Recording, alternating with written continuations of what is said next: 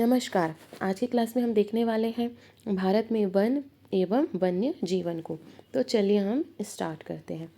सबसे पहले हम देखते हैं भारत में वन को। ठीक है, तो भारत में जो भारतीय वन सर्वेक्षण की 2021 की रिपोर्ट को हम पहले देखते हैं। ठीक है, इसमें क्या बताया गया, टोटल फॉरेस्ट एरिया कितना है। तो जो भारतीय वन सर्वेक्षण है, ठीक है, फॉरेस्ट सर्वे ऑफ इंडिया, इसका जो स्थापना है वो 1981 में की गई थी, जिसका मुख्यालय जो है देहरादून में है। ठीक है, भारतीय वन सर्वेक्षण की स्थापना कब की गई थी? 1981 में, और इसका जो मुख्यालय है देहरादून है। ये अपनी कितनी भारत में कितना फॉरेस्ट एरिया, इसकी रिपोर्ट ही प्रस्तुत करता है। ठीक है, तो 2021 में इसने अपनी लास्ट में जो है रिपोर्ट प्रस्तुत की थी, जिसके अकॉर्डिंग जो है भारत का कुल वन आवरण कितना है? 7,13,789 वर्ग किलोमीटर, जो कि देश के कुल भौगोलिक क्षेत्रफल का कितना है? 21.71% है। ठीक है, कितना है? 21.71% है। अब आपके मन में डाउट हो रहा होगा कि वन आवरण क्या है, ठीक है, और ये वृक्ष आवरण क्या है। तो वन आवरण क्या होता है कि 1 हेक्टेयर से अधिक के क्षेत्रफल में जो वृक्ष होते हैं, ठीक है, 1 हेक्टेयर से अधिक के क्षेत्रफल में जो वृक्ष पाए जाते हैं जहाँ पर, उसे क्या कहते हैं? उसे वन आवरण कहते हैं, या इसे ही फॉरेस्ट कवर कहते हैं। क्या कहते हैं? वन आवरण या फॉरेस्ट कवर कहते हैं। ठीक है, और सेकेंड है आपका वृक्षावरण। वृक्षावरण क्या होता है कि 1 हेक्टेयर से कम आकार में जहाँ वृक्ष पाए जाते हैं, तो वैसी वाली जो जगह होती है उसे क्या कहते हैं? वृक्षावरण कहते हैं, या इसे इंग्लिश में कहते हैं ट्री कवर। क्या कहते हैं? ट्री कवर कहते हैं। ठीक है, और ये दोनों को मिलाकर बनता है आपका फॉरेस्ट एरिया। ठीक है, वन आवरण और वृक्षावरण को मिलाकर के क्या बनता है? आपका टोटल जो है आपका फॉरेस्ट एरिया निकलता है। ठीक है, इसके अतिरिक्त जो है दोनों में एक और डिफरेंस है, वो ये है कि जो वन आवरण है वो 1 हेक्टेयर से अधिक के क्षेत्रफल में होता है, और यहाँ पर क्या होता है? वन पारिस्थितिकी तंत्र पाया जाता है। क्या होता है यहाँ पे? वन पारिस्थितिकी तंत्र पाया जाता है। मीन्स यहाँ पे प्राथमिक उपभोक्ता, द्वितीयक उपभोक्ता जो श्रेणी होती है ना, जो पारिस्थितिकी तंत्र चलता है, वो यहाँ पर पाया जाता है। जबकि वृक्षावरण में वन पारिस्थितिक तंत्र का होना आवश्यक नहीं है, हो तो भी चलेगा, नहीं है तो भी वो क्या हो जाएगा? वृक्षावरण में आ जाता है। ठीक है, उसके बाद हम पहले इसको देखते हैं कि कितना फॉरेस्ट एरिया है अपने इंडिया में। तो कुल वन आवरण कितना है? 7,13,789 वर्ग किलोमीटर, जो कि देश के कुल भौगोलिक क्षेत्रफल का है 21.71%। ठीक है, और वृक्ष आवरण कितना है? 95,748 वर्ग किलोमीटर। कितना है? 95,748 वर्ग किलोमीटर, जो कि देश के कुल भौगोलिक क्षेत्रफल का कितना है? 2.91% है। ठीक है, अभी दोनों को मिलाकर ही भारत का क्या निकलता है? Forest area. क्या निकलता है? Forest area. ठीक है, तो भारत का फॉरेस्ट एरिया कितना हो जाएगा? 8 लाख वनावरण एवं वृक्षावरण को मिला करके 8,09,537 वर्ग किलोमीटर जो है भारत में कुल वन मीन्स फॉरेस्ट एरिया है, जो कि देश के भौगोलिक क्षेत्रफल का कितना परसेंट है? 24.62% है। कितना है? 24.62% है। ठीक है, भारत में कितना वन क्षेत्र है? 24.62% है भारत के कुल भौगोलिक क्षेत्र का, ये आपको याद रखना है। उसके बाद हम देखते हैं कि जो भारत की पहली वन नीति थी, भारत की क्या थी? पहली जो वन नीति थी 1952 में लागू की गई थी। इसके अनुसार देश के कुल भौगोलिक क्षेत्र का 1/3 मीन्स 33% भाग पर वनों का विस्तार आवश्यक माना गया है। कितना? 1/3 मीन्स 33% भाग पर वनों का विस्तार आवश्यक माना गया है। लेकिन भारत में तो 33 से कम है, क्योंकि भारत में तो 24.62% है। ठीक है, अब नेक्स्ट हम देखते हैं कि भारत में किस राज्य में वन क्षेत्र सर्वाधिक है, कहाँ पर कम है। ठीक है, यूनियन टेरिटरी में कहाँ ज़्यादा है, कहाँ कम है, प्रतिशत के मामले में कहाँ ज़्यादा है, कहाँ कम है, उससे हम देखते हैं। तो भारत में देखेंगे तो क्षेत्रफल की दृष्टि से राज्यों में वनों का विस्तार देखते हैं। ठीक है, क्षेत्रफल की दृष्टि से सबसे ज़्यादा वन कहाँ पर है? तो सबसे ज़्यादा जो वन है वो है मध्य प्रदेश में। कहाँ पर है? मध्य प्रदेश में। फिर अरुणाचल प्रदेश और छत्तीसगढ़।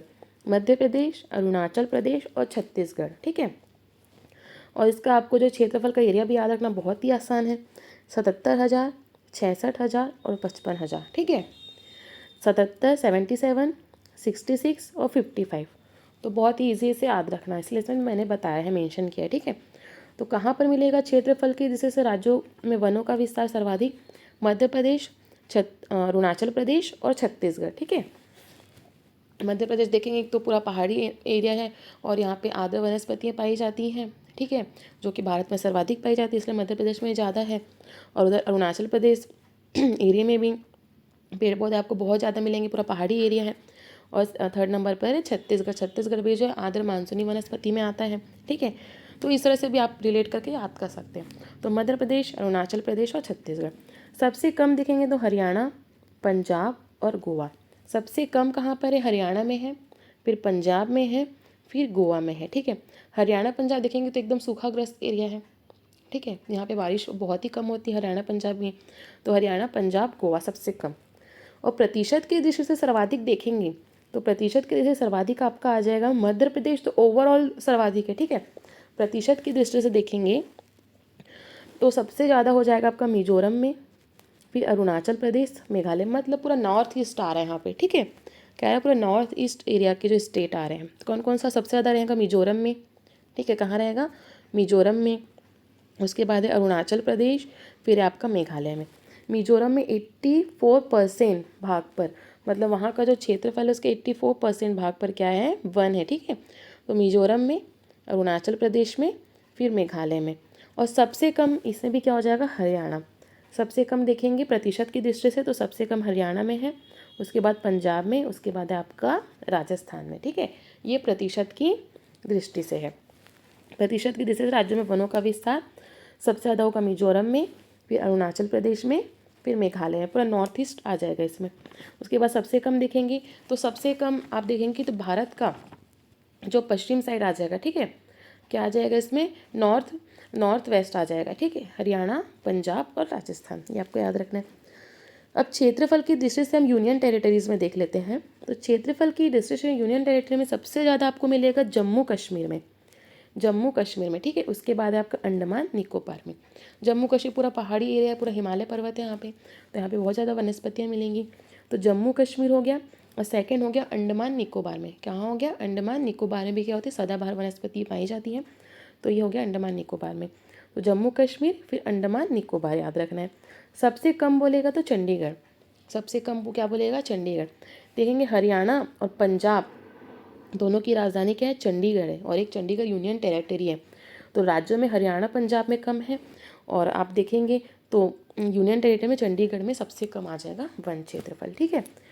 उसके बाद प्रतिशत की दृष्टि से देखेंगे यूनियन टेरिटरी में वनों का विस्तार, तो सर्वाधिक है लक्षद्वीप में। प्रतिशत की दृष्टि से क्या हो जाएगा?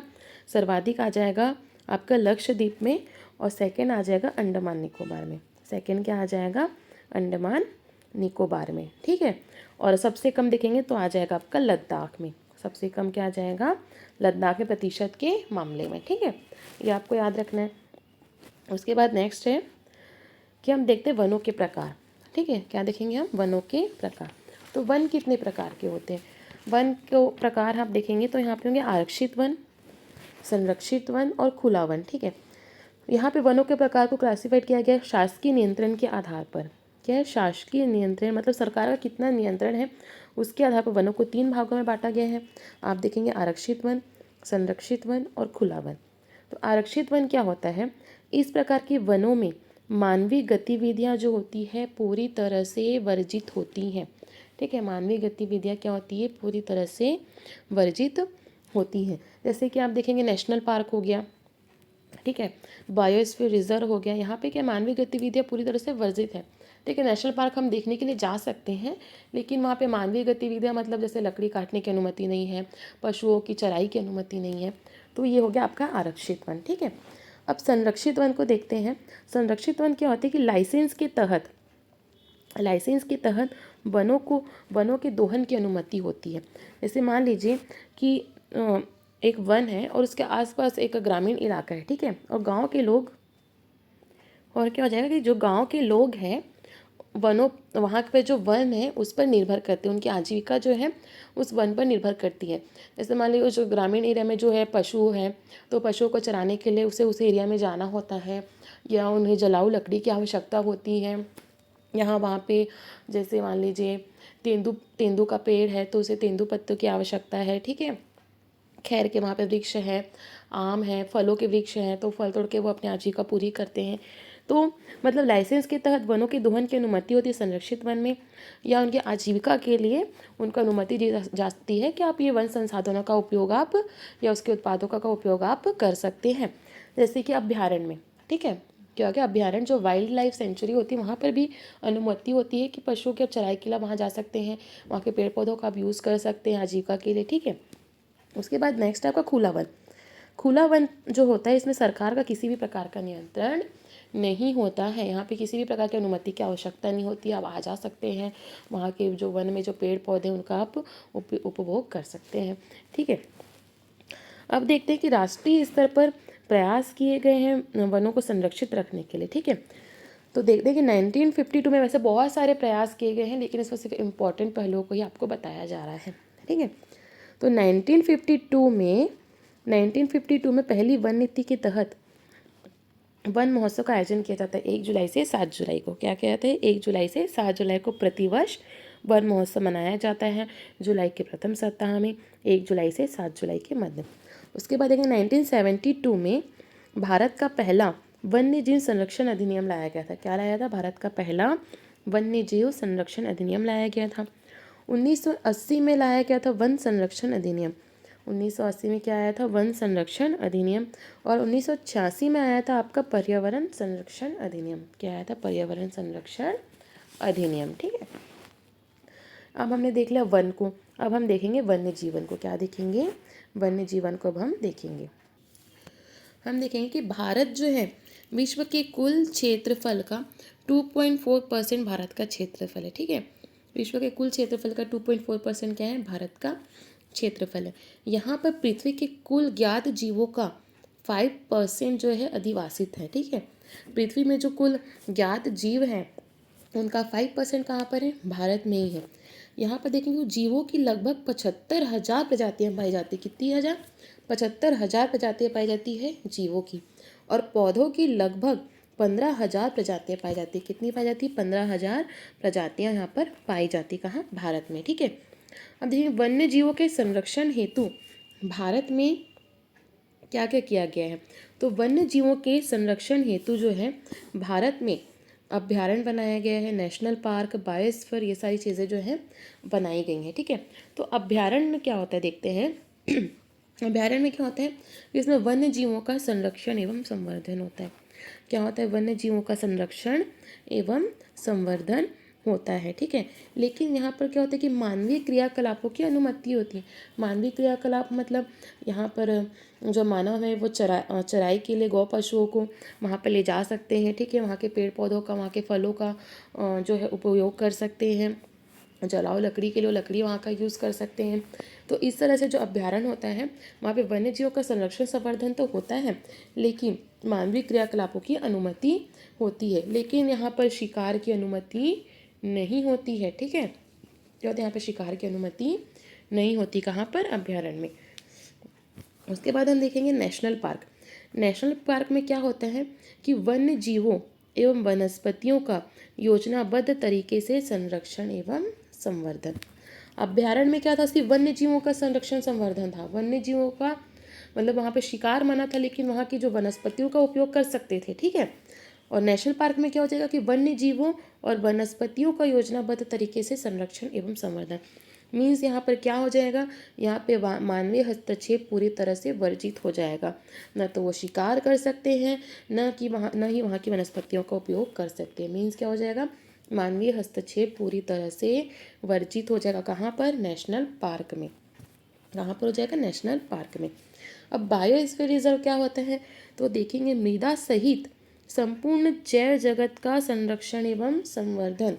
मृदा सहित समस्त जैव जगत मीन्स क्या हो जाएगा, वहाँ की मृदा का, वहाँ की वनस्पति, वहाँ के वन्य जीवों का संरक्षण और संवर्धन क्या हो जाएगा, बायोस्फीयर रिजर्व कहलाएगा, ठीक है।